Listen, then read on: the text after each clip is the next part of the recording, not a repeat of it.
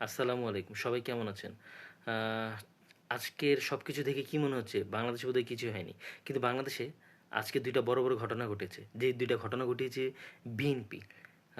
তো ১ম ঘটনাটা হচ্ছে যাত্রাবাড়ীতে একজন লেগুনা চালককে চাঁদা না দেওয়ার অপরাধে তাকে বিএনপি কর্মীরা পিটিয়ে হত্যা করেছে। ১ এবং ২য় নাম্বার কক্সবাজার জেলার কুতুবদিয়া এবং মহেশখালী উপজেলার নির্বাচিত এমপির গাড়িবহরের দ্বারা ৮ বছরের একজন মাদ্রাসা পড়ুয়ার ছাত্র নিহত হয়েছে। যে ভিডিওটা আমরা সবাই দেখেছি যে মা সন্তানকে বুকে জড়িয়ে বারবার কান্না করতেছে, বাবা একটু কথা বলো, বাবা একটু কথা বলো। তো কিন্তু বাংলাদেশের মিডিয়া কর্মী এবং সুশীল সমাজরা এ নিয়ে কোনো কথাই বলছে না, একদম চুপ।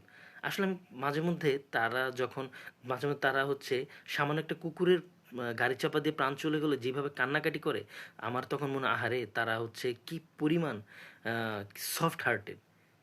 কিন্তু কখনো কিন্তু আজকে দুটো মানুষের প্রাণ চলে গেল, কিন্তু তারা কোনো কথাই বলছে না, যেন বাংলাদেশে কিছুই হয়নি।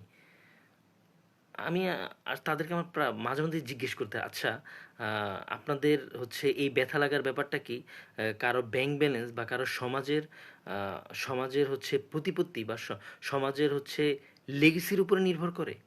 মানে কোনো মানুষ যদি আহ, মানে কোনো কোনো প্রাণ বা কোনো এই বাচ্চাটা যদি হচ্ছে মাদ্রাসা পুরো ছাত্র না হয়ে কোনো ধনী ঘরের সন্তান হতো, বা হচ্ছে লেগুনা ড্রাইভারটা যদি কোনো মানে গরিব মানুষ না হয়ে যদি কোনো ধনী ফ্যামিলির কেউ হতো, বা কোনো অন্য কেউ হতো, ধরেন কোনো সুশীল সমাজে আপনাদের মতো কোনো ফ্যামিলির কোনো একটা একদম সাধারণ মানুষ কেউ হলো, আপনারা কি চুপ করে থাকতেন?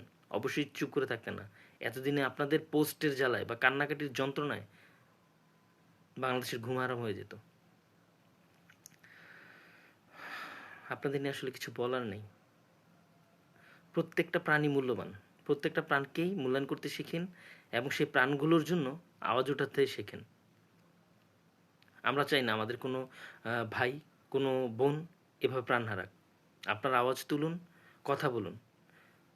কারণ অন্যায় যে করে এবং অন্যায় যে সহে, দুজন সমান অপরাধী এবং আপনারাও অপরাধী।